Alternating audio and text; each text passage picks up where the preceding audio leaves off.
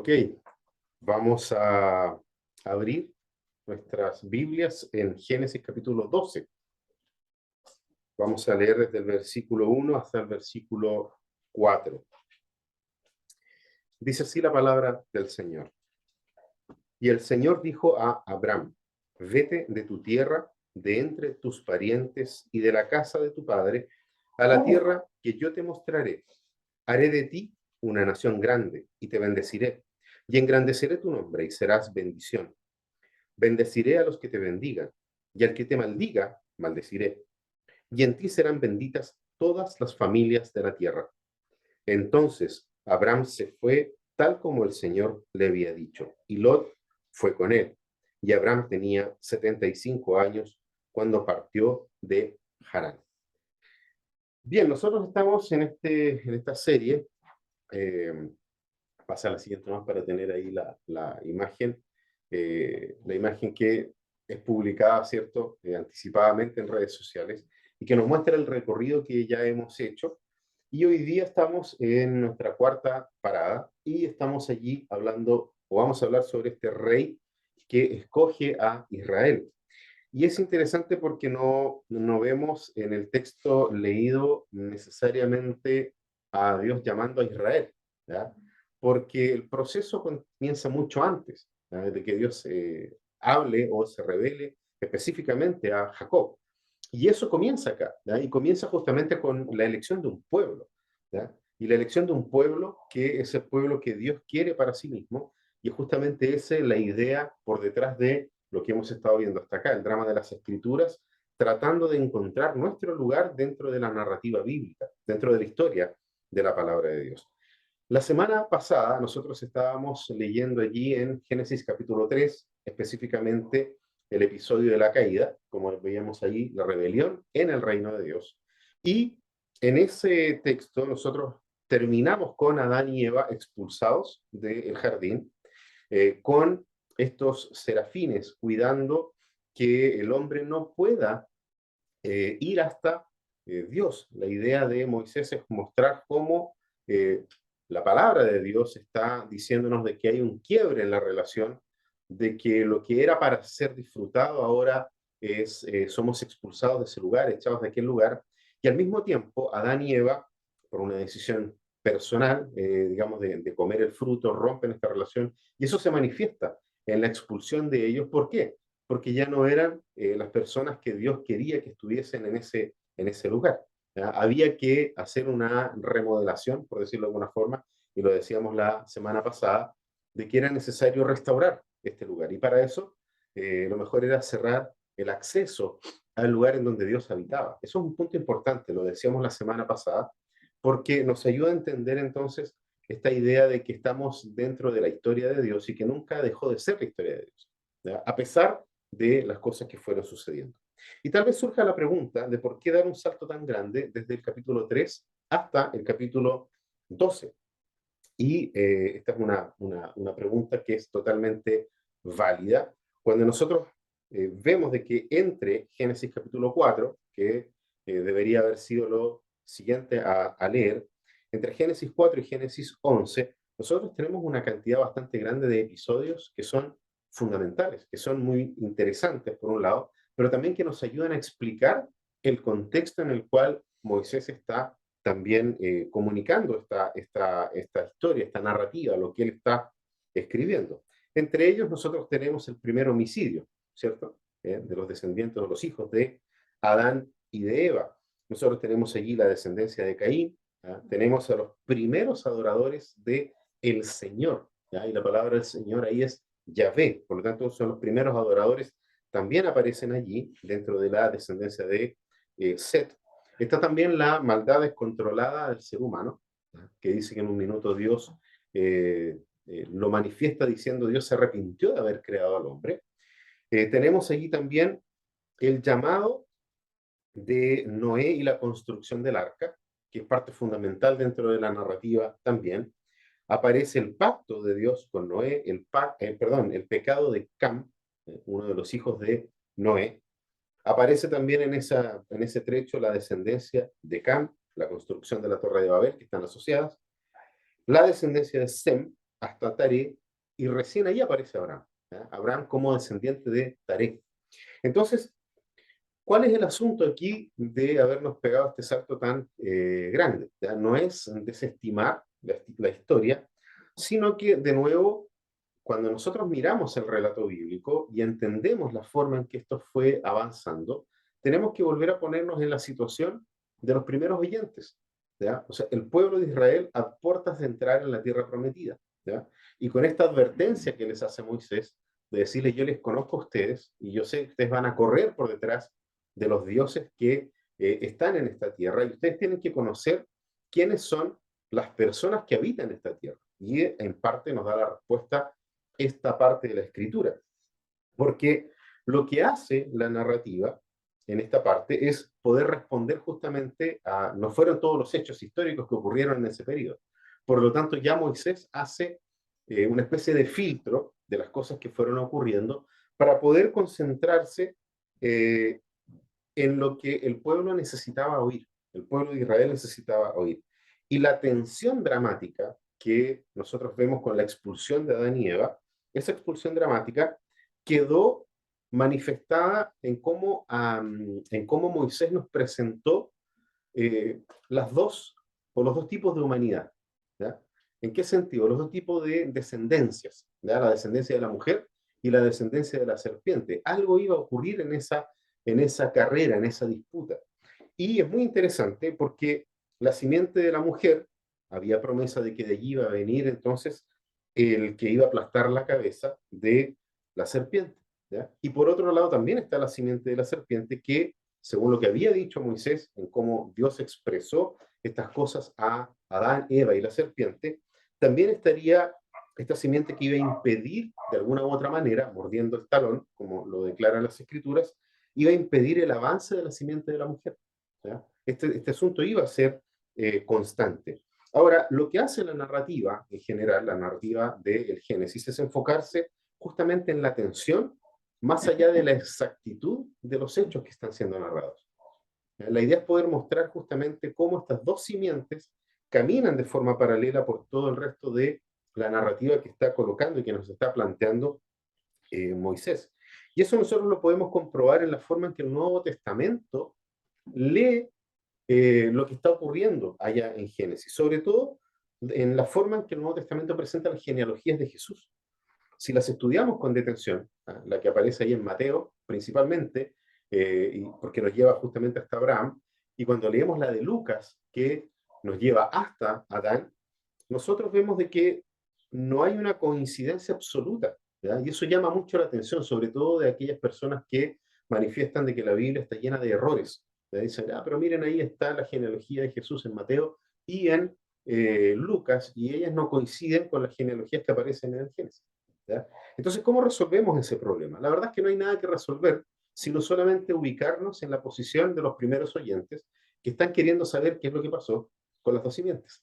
¿Qué es lo que pasó y qué es lo que podría explicar la situación que ellos vivieron de 400 años de esclavitud, las muertes, el por qué Dios que había sido prometido a Abraham, Abraham, Isaac y Jacob, no estaba haciendo algo al respecto? Entonces, esa situación coloca al pueblo de Israel en una necesidad de conocer y de saber qué es lo que estaba sucediendo allí. Fíjense que no podremos nosotros decir de que las genealogías fueron mal citadas por desconocimiento de parte de los evangelistas. ¿Ya? Al contrario, nosotros vemos aquí de que Lucas, por ejemplo, él dice que hizo una investigación profunda. Entonces, decir de que Lucas desconocía o que se equivocó en escribir sería no creer en el relato del evangelista completo. ¿Ya? Entonces, ahí nosotros necesitamos prestar atención a cómo Moisés nos está mostrando la historia y de esa forma poder entonces abordar lo que nosotros tenemos en esta parte. Entonces, el asunto acá es el siguiente. El relato nos quiere mostrar desde dónde viene la historia y hacia dónde va la historia. Porque esta historia está siendo contada en un momento determinado de la historia del pueblo de Dios, que ya habían salido de Egipto y estaban, como bien dije, un poquitito antes de entrar en la tierra prometida. Ya habían muerto toda una generación completa ahí en el desierto, y los que estaban por entrar eran personas que necesitaban conocer esta historia. necesitaban saber la manera, cómo ellos llegaron hasta Egipto, que muchos de ellos la desconocían, y la forma en que Dios también los sacó de Egipto, de ahí la historia hacia adelante. Entonces, estamos aquí frente a esta realidad, de dónde viene la historia y hacia dónde va. De hecho, es muy interesante porque cuando uno hace este contraste con la genealogía, sobre todo de Lucas, uno se da cuenta de que la intención final de Moisés es una intención de poder enfocarnos en la genealogía, ¿ya? Y en la genealogía más que en la cronología, ¿sí? Más que en el uno detrás del otro. Y eso nosotros lo vemos acá en la forma en que algunos personajes son mencionados como portadores de una de las dos simientes, ¿ya? Nos va mencionando uno, otro, hasta que aparece alguien que ejecuta una acción que manifiesta ser simiente de la serpiente o simiente de la mujer, ¿ya? Vamos a decirlo de otra forma, simiente santa o simiente de pecado, ¿ya? Entendiendo que a través de la simiente santa vendría el Redentor Jesucristo, ¿ya? Y eso es lo que nos muestra Moisés. Eh, Al punto es esta situación de que algunos nombres que aparecen en la genealogía y en el Génesis no son personas, son pueblos, ¿ya? Entonces se está hablando no necesariamente de uno, otro y otro, sino simplemente de buscar la línea a través de la cual la simiente santa del Mesías estaba siendo o estaba corriendo en el tiempo, estaba corriendo junto con la historia de Dios. Y todo bien con eso, ¿ah? No debería preocuparnos a nosotros porque, de hecho, a los propios oyentes tampoco les preocupó, ¿ya? De empezar a sacar cuentas para atrás, sino que la idea era poder decir, aquí viene la simiente del Redentor, ¿ya? Y esa simiente del Redentor tendría cabida en el mundo a través de un pueblo, y ahí entonces nosotros entendemos la idea de que Dios escoge a Israel para poder traer al Redentor, de que Dios escoge a Jacob como aquel que, o de quien vendría, ¿cierto? O uno de sus hijos, de su descendencia, vendría el Redentor del mundo. Entonces, la promesa de Dios dada a Eva se estaba desarrollando en la historia que Moisés está contando. Antes de entrar en el texto, ¿ya? Y es parte del mismo texto, digamos, poder traer toda la historia hasta ese momento, tratar de ponernos en la posición de los primeros oyentes, nosotros tenemos que seguir esta lógica, ¿ya? La lógica que Moisés está tratando de mostrarle al pueblo de Israel. Porque nosotros estamos frente a una narrativa que nos habla de dos humanidades, como decía hace un rato atrás, ¿ya? Y esas dos humanidades, que es la humanidad que es descendiente de la serpiente y la humanidad que es descendiente de la mujer y de la promesa sobre la mujer, la promesa de Dios sobre la mujer, nos manifiesta algo que ocurre en el momento mismo del pecado, y que es la separación. Es el hecho de tener que separar.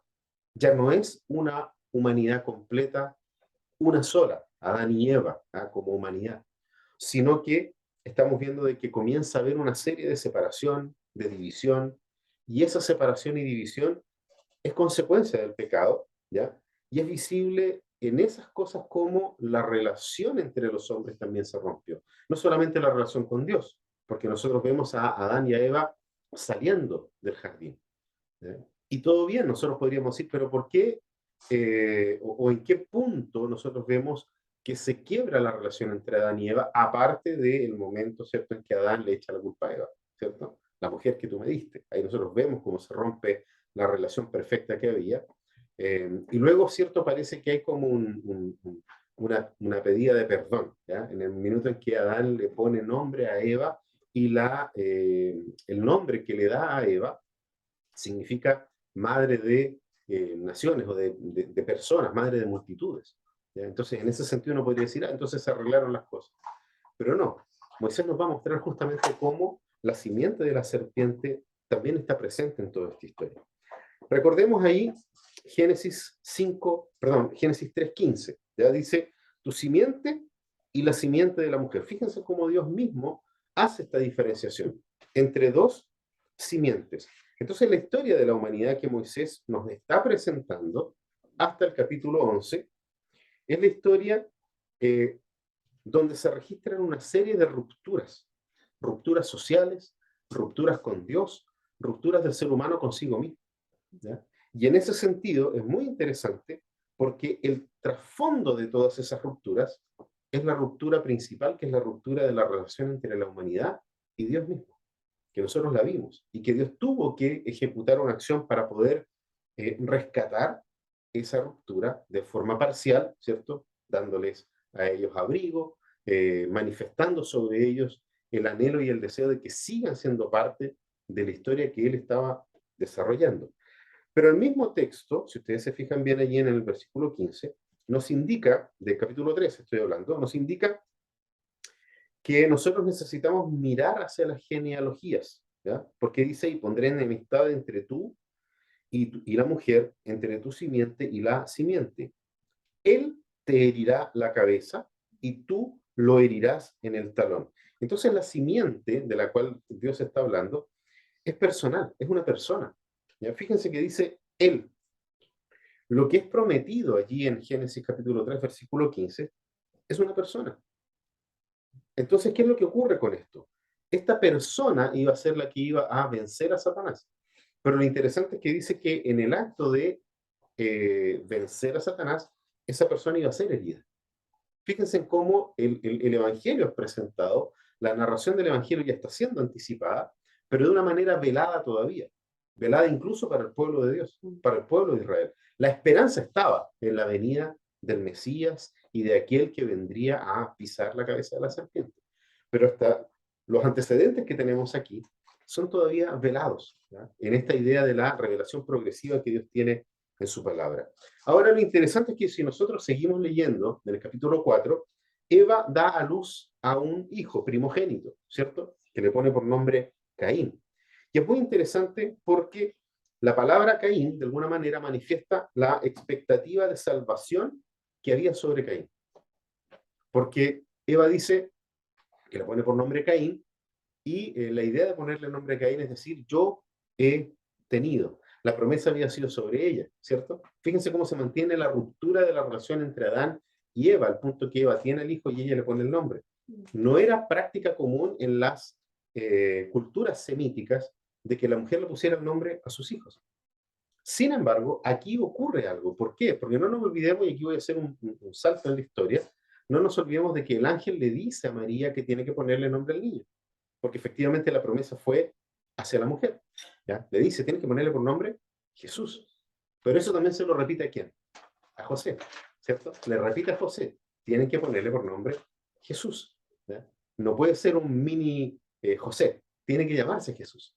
¿Sí? Entonces, hay en parte la expectativa de Eva de ponerle este nombre que es yo tuve un hijo, ¿ya? Una cuestión muy personalista. Sin embargo, aquel sobre el cual estaba la expectativa de salvación asesinó a su hermano. Eso es lo que nosotros vamos viendo ahí en el relato, ¿ya? Y lo hace después del episodio de las ofrendas a Dios, ¿cierto? Ahora, ambas simientes están representadas en este relato también. ¿Por qué? Porque el relato cuando nos muestra a Caín, ahí nosotros tendríamos que hacer una mirada tal vez un poco más global del Génesis, porque hay otra serie de situaciones en el Génesis donde antes de la ley la gente obra según la ley, tanto tanto en el ofrecimiento de sacrificios, tanto en los diezmos, por ejemplo, que entrega Abraham a este sacerdote Melquisedec, y una serie de otros detalles que claramente Moisés lo hace en una mirada retrospectiva, ¿ya? De cómo obraron estas personas, ¿ya? De alguna manera ya existían tipos de sacrificios. Nosotros estamos acá frente a una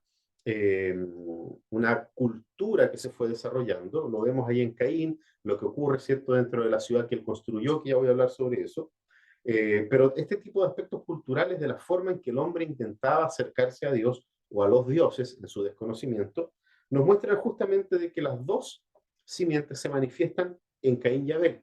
¿Ya? Uno lleva ofrenda a Dios, ¿ya? De una manera simple, como lo muestra la palabra en el hebreo, es casi sin una preocupación por lo que está ofreciendo en ofrenda al Señor. Es algo casi descuidado, ¿ya? No manifiesta que sea lo mejor de su cosecha, por ejemplo, ¿ya? Siendo él un agricultor. Y cuando llega, ¿cierto? Abel llega con un animal, como él era pastor, él lleva, ¿cierto?, un animal, pero la palabra establece que llevaba lo mejor. De lo mejor que él tenía lo llevó, y eso fue sacrificado. Ahí mucho se ha escrito al respecto, Pero hay un aspecto que es muy interesante porque la palabra nos manifiesta también y nos muestra el motivo por el cual Dios miró a Abel con agrado y no miró con el mismo agrado a Caín. ¿Ya? Y lo interesante está en que dice la palabra que Dios miró a la persona y su ofrenda. ¿Ya? En las iglesias de la prosperidad se le hace foco a la ofrenda, ¿ya? Del valor del animal versus el valor de las verduras o de la ofrenda de frutas que había llevado. Y no tiene absolutamente nada que ver con eso. La palabra nos muestra de que Dios miró primero a la persona, antes de la ofrenda. ¿Ya? Y si Abel era el despreciado en esta historia. ¿Ya? Porque el nombre Abel es una palabra similar a la que ocupa Salomón para hablar de que es vanidad todo, de que todo se fuma. ¿Ya? El nombre Abel vendría siendo algo como salió. ¿Ya? Primero tuve a Caín, esa es la idea de Eva, y después me salió esto. ¿Sí? Entonces, Abel pasa a ser un despreciado, ¿ya? Por su propia madre. Las expectativas, ¿dónde estaban? En Caín. ¿Por qué? Porque era el primogénito. Y en esa situación, Dios mira a Abel, ¿ya? Al despreciado, y la ofrenda que él presenta. Y eso fue agradable para Dios. Pero luego mira a Caín, que tiene que haber sido un tipo bastante fanfarrón por lo que uno ve después. ¿Ya? Uno después entiende de que miró a Caín y no miró a Dios con la misma forma o el mismo grado la ofrenda de Caín. Y eso enfureció a Caín. Caín se enoja con Dios, finalmente. ¿Ya? No se enoja con su hermano es la imagen de Dios que él puede asesinar. Y efectivamente eso es lo que hace. Le miente, lo saca al campo, lo mata en ese lugar. Entonces, fíjense, todas las expectativas están en un asesino. Claro, Eva no tenía cómo saberlo, pero la palabra nos muestra a nosotros de que cuando vemos la genealogía de Caín, porque por algo se detiene Moisés en la genealogía de Caín, podría haberlo pasado sin pena ni gloria. Fue un asesino y se fue y nunca más supimos de él. Pero hay algo que decir de Caín. ¿Y qué es lo que hay que decir de Caín? Justamente lo fanfarrón que era. Porque él, siendo eh, protegido por Dios, Dios lo perdona, ¿cierto? El acto y no lo mata, no es algo que Dios haya fulminado en ese mismo momento a Caín. Y es más, le ofrece protección, ¿cierto? Porque Caín le dice, claro, ahora cualquiera que me pille va a querer matarme. Y Dios le dice, no te preocupes, ¿por qué? Porque yo voy a cuidarte. Y dice la palabra que él colocó una señal sobre Caín, no sabemos qué tipo de señal, pero sí algo que le identificara ante los demás, y esa señal era una señal para que nadie le haga daño. ¿Ya? Sin embargo, con toda esa, eh, sobre todo esa actitud de misericordia de Dios sobre Caín, Caín no reconoce a Dios, no lo reconoce en el sentido de ser grato a Dios por el perdón que le había dado. Y en vez de, porque se va, dice la palabra que a pesar de la protección tuvo miedo y se construyó una ciudad. Y la palabra ciudad que aparece en el hebreo es una ciudad amurallada, por lo tanto, manifestó no creerle a Dios y tener miedo. Entonces construye una ciudad ¿para qué? Para protegerse, porque no creía de que Dios le iba a proteger. Y en vez de ponerle el nombre a la ciudad, el Señor me salvó, el Señor me cuida, que podría haber sido, sabemos en la lógica, ¿cierto?, de los pueblos semitas, que siempre cuando Dios hacía algo, ellos bautizaban aquellos lugares con algo que Dios había hecho, ¿ya? Dios proveerá, Dios está aquí, ¿ya? Siempre estaba el nombre de Dios puesto cuando Dios hacía algo en favor de ellos. ¿Qué es lo que hace Caín? Le pone su nombre a la ciudad. ¿Ya? Perdón, le pone el nombre de su hijo, ¿ya? Él tiene un hijo y le pone el nombre de su hijo. ¿Ya? Entonces ahí nosotros vemos cómo este Caín era un tipo que realmente había quebrado en su corazón su relación con Dios. Y no reconocía a Dios absolutamente en nada, sino que él toma a su hijo, coloca el nombre de su hijo a la ciudad, y dentro de esa ciudad, nosotros vemos aquí que después de que se aleja, ¿cierto? Voluntariamente, eso está ahí en Génesis 4, 16, dice que voluntariamente él se fue, huyó de la presencia de Dios. Y él establece sus propios límites en esta ciudad, y dentro de ese lugar existe una persona llamada Lamec, que es un descendiente de Caín. Y este Lamec es mencionado, perdón, como la máxima expresión de autonomía que podía manifestarse en ese momento. ¿Cómo? Tergiversa las palabras de Dios. Él dice, maté a una persona, a un hombre y a un niño por el mal que ellos me hicieron. Y él toma luego las palabras de Dios y dice, si aquel que castigara a Caín iba a ser castigado 7 veces, Y aquí viene una declaración de autonomía. Cualquiera que me haga daño a mí va a ser castigado 70 veces 7. ¿Ya? Entonces, ¿qué es lo que hace Lamec? Toma las palabras de Dios, las interpreta a su pinta, como lo hizo la serpiente. Y ahí nosotros vemos que él es imagen de la serpiente, porque hace lo que la serpiente hizo. ¿Ya? Y vemos ahí claramente la simiente de la serpiente. ¿Ya? O sea, el padre de Lamec es la serpiente. Él es parte de esa simiente. Y por otro lado, nosotros tenemos la simiente de la mujer, que se manifiesta en el hijo que Dios le dio. La palabra es clara en decir que Adán volvió a conocer a su mujer Eva y Dios les dio un hijo. Y ella reconoce poniéndole por nombre Set, y Set significa Dios me dio. ¿Ya? So, fíjense en el cambio que hay.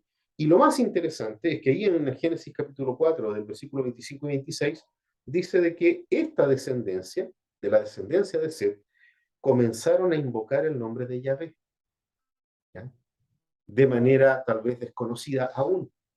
Pero ellos habían escuchado, no nos olvidemos de la transmisión oral de las cosas, ellos habían escuchado esta historia, ellos habían escuchado la historia de todo lo que había ocurrido. Y entonces los descendientes, este nuevo hijo, un hijo que Dios les da a Adán y Eva, comienzan a invocar a ese Dios que entregó a Adán y a Eva a un hijo nuevo, que fue parte de la promesa que Dios le había dado. Es un hijo de la promesa. ¿Ya? Dios prometió a Eva descendencia que aplastaría la cabeza de la serpiente. Y ese hijo era Set. Y como hijo de la promesa, inculcó en su descendencia a poder mirar hacia ese Señor Dios, hacia Jehová Dios, que les había dado todas las cosas para ellos. Entonces, para el narrador, el foco de la historia no está en la cronología, como bien dije anteriormente, sino que está en la genealogía. ¿Ya? Y la genealogía no necesariamente es una cronología. De hecho, el capítulo 5, por ejemplo, describe la descendencia de Adán. O sea, página siguiente nos cuenta toda la descendencia de Adán y nunca menciona ni a Caín ni a Abel. ¿Ya? En ningún momento los menciona, pero menciona a Set. ¿Por qué? Porque el foco de Moisés no es una cronología. El foco de Moisés es la genealogía de cómo la simiente santa de Dios venía hasta el pueblo de Israel. Y eso es muy interesante. ¿Por qué? Porque nosotros vemos allí que Caín y Abel son obviados en esta genealogía de Adán, y luego se concentra en Set, porque de Set viene Noé. Si nosotros seguimos leyendo la genealogía, vemos que de Set viene Noé, y que en este Noé, ¿cierto?, dentro de la sociedad corrupta que había en ese momento, halló gracia delante de Dios. Eso está ahí en Génesis capítulo 6, versículo 8. El mundo era un desastre. ¿Ya? Moralmente el mundo estaba perdido, la simiente de Satanás había ganado, en apariencia. Pero dentro de todas esas personas, un descendiente de Set, del hijo que Dios le dio, del hijo del pacto, fue aquel que halló gracia delante de Dios. Y esto es muy interesante porque el capítulo 5, Moisés nos recuerda que Dios bendijo a la humanidad con la bendición de la multiplicación de la descendencia. ¿Ya? Si nosotros lo vemos acá, permiso. Vamos aquí un poquito más atrás, al capítulo 5. ¿Ya?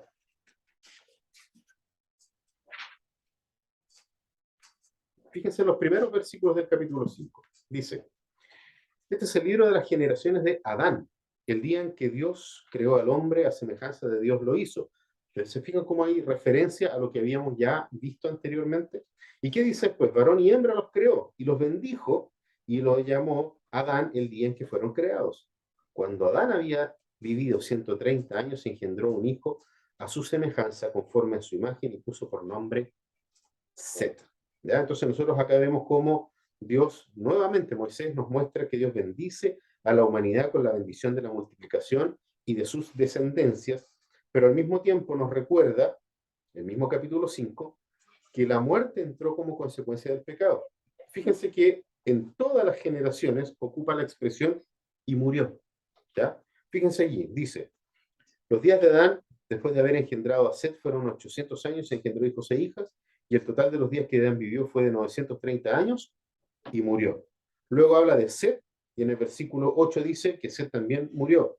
Luego nos habla de Enos, y dice que Enos, en el versículo 11, murió. Y así sucesivamente nos manifiesta, sí, Dios nos dio la bendición de tener descendencia y de poder multiplicarnos, pero no nos olvidemos de que el pecado entró y entró con muerte, ¿ya? Y eso Moisés lo coloca, es muy importante porque, por un lado, nos manifiesta que el Salvador prometido todavía no ha llegado, ¿ya? Falta tiempo todavía para que llegue el Mesías esperado, para que llegue el Salvador prometido.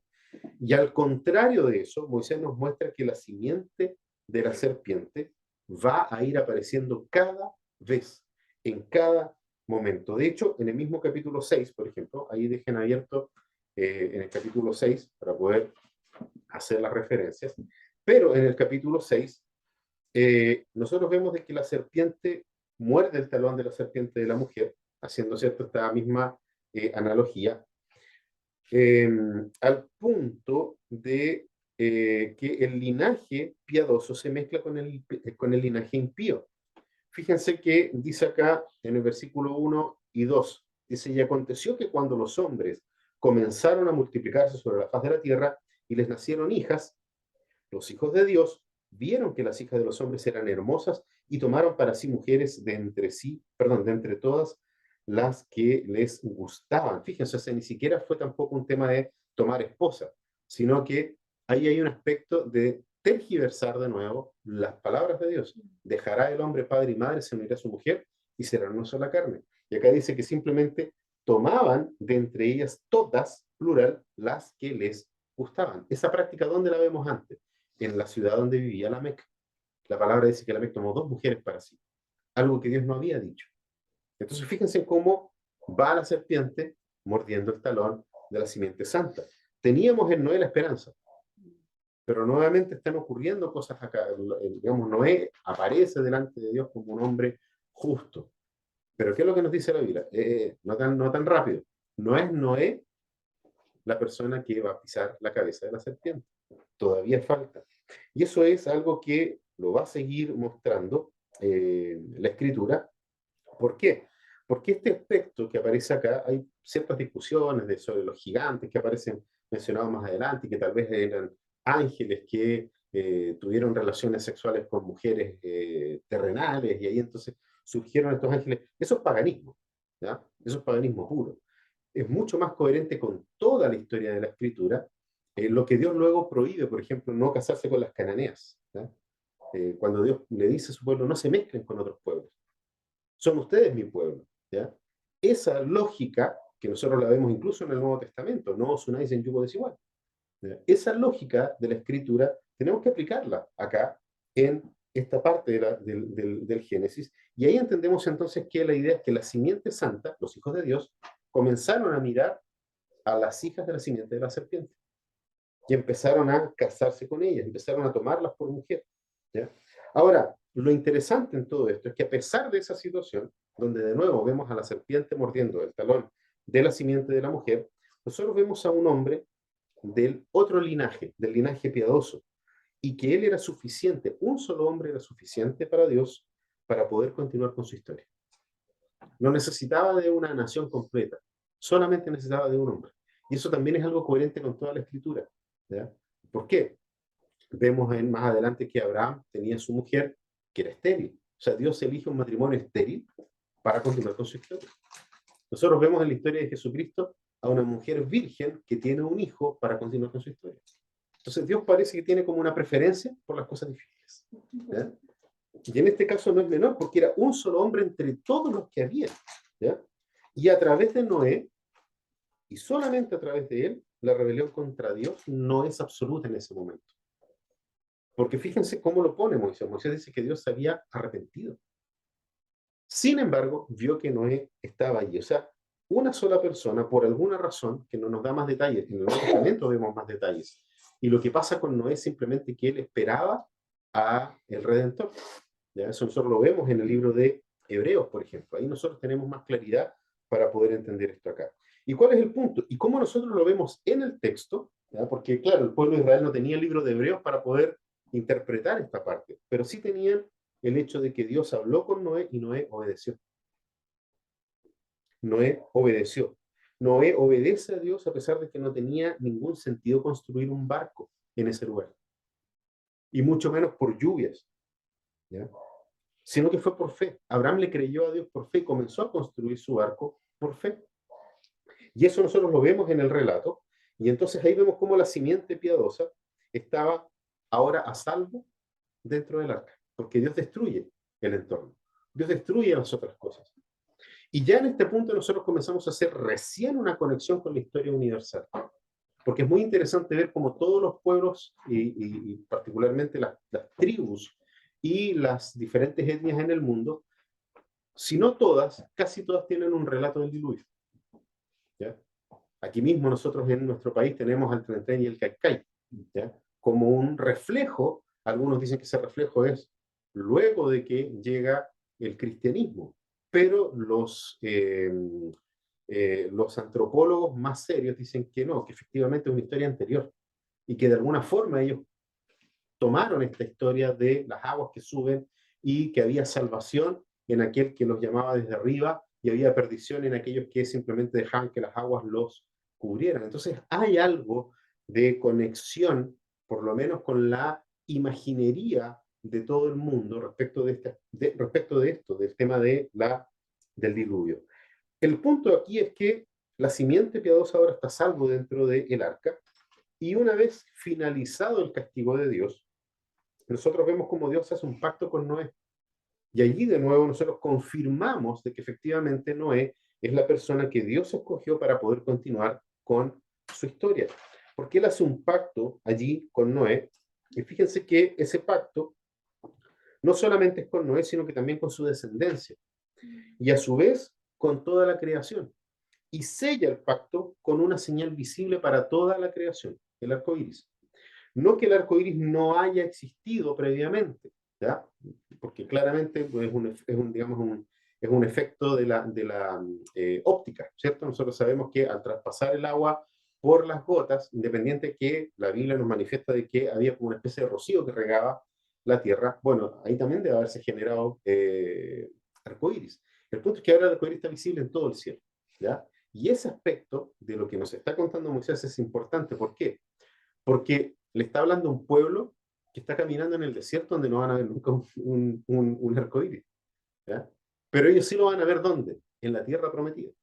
Porque la tierra prometida era una tierra que tenía abundantes pastos, ríos, y estaban todos los elementos necesarios para que ellos puedan recordar en cada arco iris de dónde viene la historia y hacia dónde va la historia. Entonces, fíjense, Dios utiliza algo que él mismo creó. ¿Para qué? Para que el pueblo mantenga una mirada en una señal visible del pacto de Dios. Y eso nosotros lo vemos después cuando él hace una señal visible en la carne de Israel, ¿cierto? Nosotros tenemos acá la promesa, el pacto con la creación, no volveré a destruir de esta forma, y coloca, ¿cierto?, el arco iris. De la simiente de Noé aparecen sus hijos, y particularmente Sem, desde donde viene Abraham, desde donde viene Israel, y luego es en Abraham colocada una otra señal. ¿Para qué? Para manifestar que es a través de los semitas que vendría el Redentor que él había prometido de darse en Génesis capítulo 3. Entonces, hermanos queridos, es muy interesante cómo digamos, el punto en el que llegamos acá, particularmente el pacto que nosotros vemos visible en el cielo, el pacto que Dios firma con Noé tiene beneficios por obediencia y tiene también castigo por desobediencia. Y esto es importante, ¿por qué? Porque Dios nunca ha hecho un perdonazo cósmico, ¿ya? Siempre está en esa misma relación de pactos con bendición por obediencia y maldición por no obediencia. Y aquí Noé es muy interesante porque nos muestra cómo tampoco no es la persona que va a aplastar la cabeza de la serpiente. Ahora, una pregunta que surge aquí. ¿Se extinguió la maldad con el diluvio? Nosotros vemos que no. No se extingue. Y el relato es sumamente franco con cómo la serpiente continúa mordiendo el talón de la simiente prometida.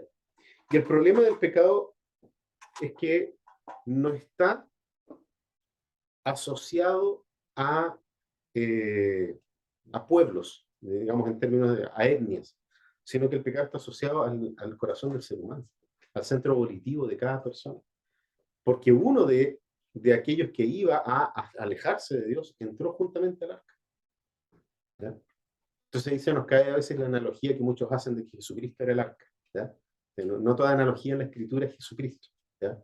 Pero nosotros vemos algo, un pacto de Dios con la humanidad y la necesidad que nosotros tenemos de poder ver esta realidad del pacto. ¿Ya? Porque ahí es donde Dios justamente, hablándole a Noé y a su descendencia, ocurre lo que después ocurrió por el pecado de Cam. Cam, que es padre de los cananeos, es hijo menor de Noé, en él se manifiesta la simiente de la serpiente, porque él deshonra a su padre haciendo lo que es abominación delante de Dios. Esta parte siempre es bien fuerte en el Génesis. ¿Ya?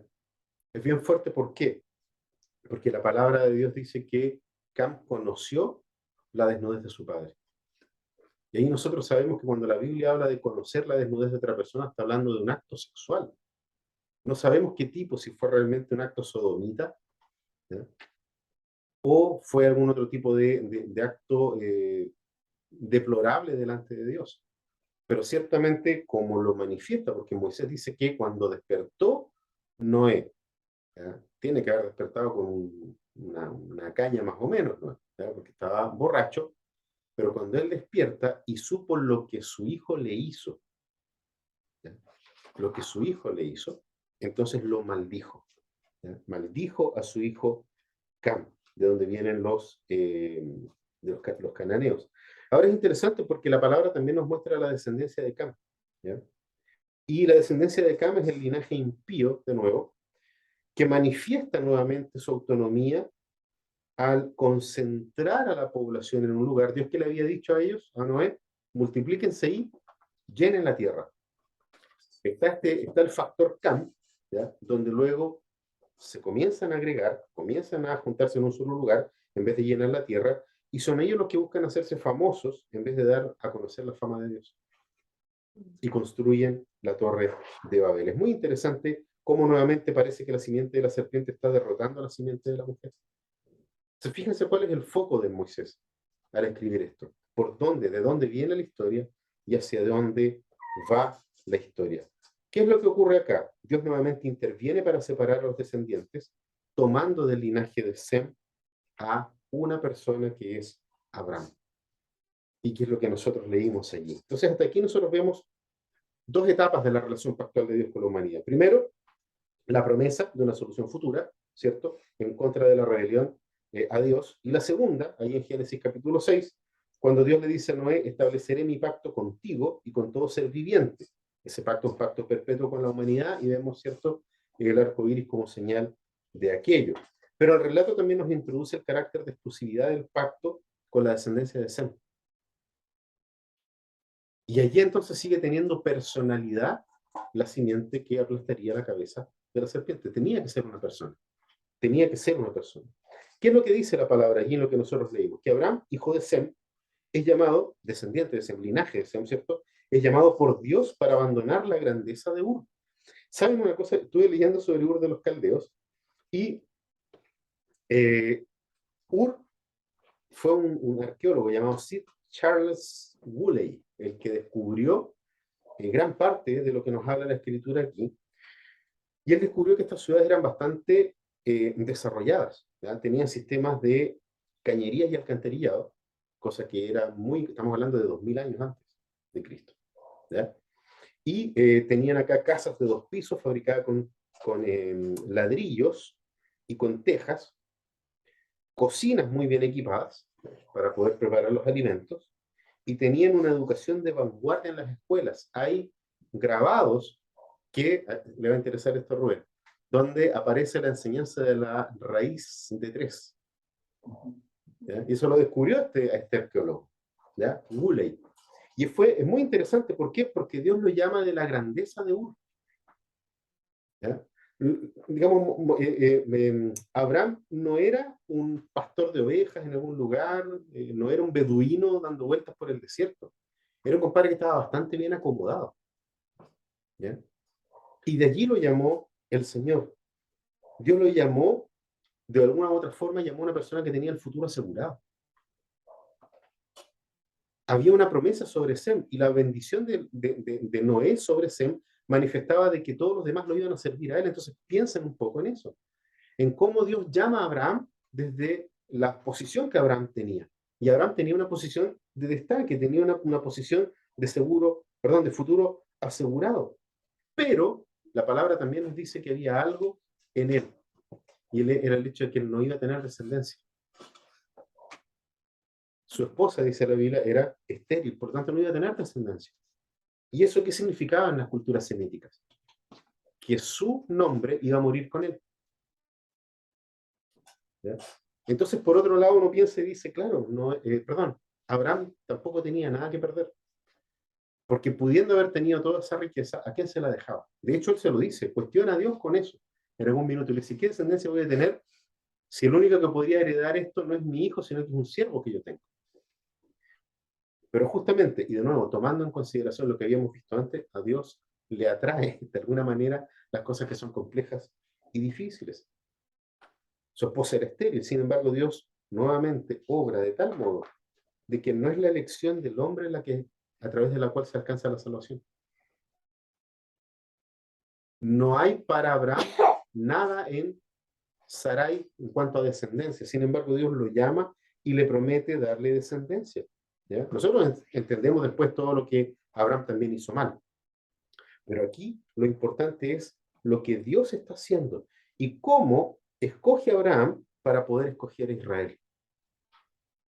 Cómo Dios escoge a Abraham, que tiene a Isaac, que tiene a Jacob, que es Israel, y es el pueblo que Dios escoge para poder terminar de una vez y para siempre la enemistad entre Dios y la humanidad. Por eso Dios escoge a Israel, escogiendo primeramente a Noé, primero, ¿cierto?, a Set, luego a Noé, luego a Abraham. Hermanos queridos, con esto voy terminando. Francis Schaeffer en su libro Génesis, en el tiempo y en el espacio, dice que los problemas de división en la humanidad siguen manifestando la necesidad de un Salvador hasta el día de hoy, entendiendo que la obra de Jesucristo pisando la cabeza de la serpiente no es que sea incompleta, sino que todavía falta un tiempo para que esto se concrete de manera plena. Ahora, ¿qué es lo que dice de nuevo Schaeffer acá? El humanismo entrega un diagnóstico errado a los problemas de la sociedad porque rechaza la verdad de la historia de la humanidad contenida en el libro de Génesis. Es muy interesante cómo lo coloca, porque dice que el humanismo entrega un diagnóstico equivocado a todos los problemas de la humanidad porque rechaza la verdadera historia de la humanidad contenida en el libro de Génesis. Y esa historia que nosotros estamos leyendo es la historia real de toda la humanidad. Y es por eso que necesitamos entender el camino que esta historia está teniendo. ¿Por qué? Porque la situación del hombre desde la caída no es normal, no es lo que Dios creó. Y como consecuencia, la solución tampoco puede ser algo común. Y nosotros conocemos la solución. La solución fue la encarnación del propio Hijo de Dios. Fue la encarnación de aquel que había estado con Dios eternamente y va a estar con Dios eternamente, Jesucristo, el Hijo de Dios. Y esto que nosotros vemos acá, ¿para qué? Para poder parar con la rebelión en contra de Dios. Tiene que terminarse por medio de la obediencia plena a Dios. Y la única persona que pudo ser obediente a Dios plenamente fue Jesucristo. Solamente Jesucristo ha sido capaz y fue capaz de poder cumplir plenamente lo que Dios exigía. Por eso es que en Jesucristo nosotros podemos hoy día tener paz con Dios. Y todo tipo de rebelión se termina en Cristo. Las rebeliones internas de nuestra alma se terminan cuando acudimos a Cristo. Cuando nosotros estamos de rodillas delante de la cruz de Cristo, ahí se termina todo tipo de rebelión. Y esa rebelión está manifestada en nuestros corazones de distintas maneras. Entonces, ¿dónde tenemos que ir? ¿Dónde podemos acudir en el momento? ¿Hacernos una ciudad como lo hizo Caín? ¿Y poder desde ese lugar tratar de volver a ser autónomos? ¿O ser autónomos como intentó el pueblo en Babel, construyendo una torre para ellos mismos y poder hacerse ellos la fama? El Señor nos muestra el camino mejor. Y el camino mejor es el camino que Él escoge, de los que son llamados por Él, y que los manifiestan distintas personas que están mencionadas en la Escritura. Porque Jesucristo, que es descendiente de Israel, viene siendo esa simiente de la mujer que aplastó definitivamente la cabeza de la serpiente. Allí se terminó todo. Allí se acabó todo tipo de rebelión. Entonces, rendidos delante de ese Jesucristo, nosotros podemos rendirnos delante de Dios. Podemos rendir nuestra rebelión delante de Dios. Rendidos delante de Jesucristo, toda rebelión se acaba. Toda rebelión se acaba. Y allí, y solo allí, toda obediencia a Dios es posible porque Él nos dejó su Espíritu Santo para poder fortalecernos en aquello. Entonces el desafío para nosotros es a poder conocer mucho más a nuestro Señor Jesucristo y poder de esa forma depender de Él para que nuestras rebeliones terminen y nuestra obediencia sea cada vez más apegada a lo que la palabra del Señor nos dice. Los invito a que podamos orar. Padre Celestial, te damos gracias, Señor, por la elección que tú hiciste a Israel, de quien vino nuestro Señor Jesucristo. Gracias, mi Dios, porque en la obediencia de Él se termina la rebelión en contra de ti. Para aquellos que tú estás llamando, para aquellos que son tuyos, para los que te pertenecen a ti. Sabemos, Señor amado, que aquellos que siguen, que siguen siendo parte de la simiente de la serpiente van a continuar en rebelión y en rebeldía en contra de ti. Pero ahora, Señor, los que están bajo Cristo, ya no hay rebelión en ellos. Y todos los pecados que nosotros podemos cometer, que manifiestan rebelión en contra de ti, tú ciertamente, Señor, vas terminando con ello en la medida en que lo conocemos a Él más y mejor. Porque solamente en Cristo nosotros podemos encontrar el fin de nuestra rebelión y el encuentro con la obediencia plena a ti. Ayúdanos, Señor, a ser obedientes a ti, porque no podemos, Señor amado. Como dice Pablo, hay algo en nosotros que nos conduce a hacer lo que está mal. Por eso, Padre, manifiéstate en nuestra vida con poder y autoridad. Oramos, Señor amado, agradecidos en el nombre glorioso de aquel que acabó con toda rebelión. En el nombre de Jesús. Amén. Amén.